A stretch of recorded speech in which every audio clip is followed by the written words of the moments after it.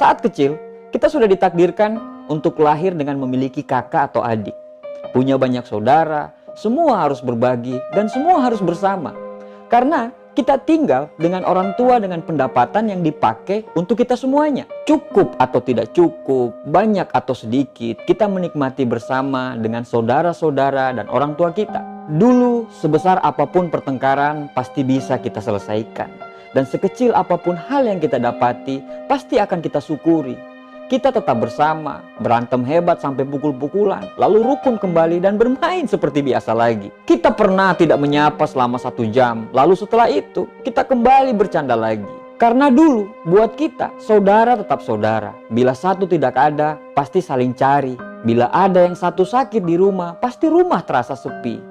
Bila ada yang menang lomba atau berprestasi di sekolahnya, pasti semua ikut gembira. Kalau kita sama saudara kita usianya agak dekat, kadang kita sampai punya baju yang samaan. Orang tua kita selalu membeli semuanya sama.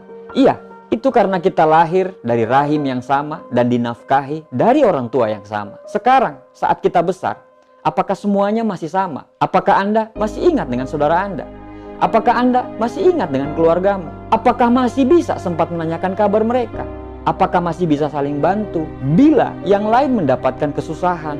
Apakah masih sama seperti dulu? Kalau masih sama seperti dulu, alhamdulillah. Karena memang seperti itulah seharusnya. Karena buat apa di mata orang lain kita baik, tapi di mata keluarga kita sendiri kita tampak asing? Kalau tidak sama lagi, apa masalahnya?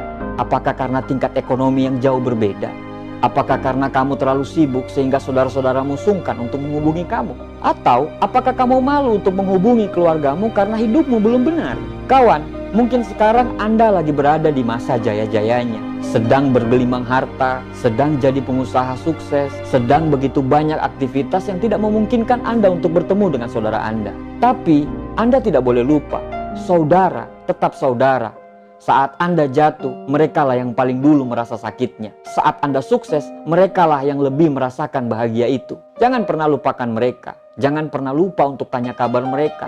Jangan pernah Anda pikir mereka sombong karena tidak pernah menghubungi Anda. Karena bisa jadi renggangnya hubungan selama ini itu karena Anda lah penyebabnya. Saudaramu begitu sungkan untuk menghubungi kamu karena takut mungkin mengganggumu. Karena takut kamu tidak menerima mereka. Karena mereka takut kamu akan mengecilkan kehidupan mereka. Sekali lagi, saudara tetap saudara. Kita akan selamanya dalam darah yang sama. Mungkin sekarang dalam segi ekonomi kita sudah berbeda.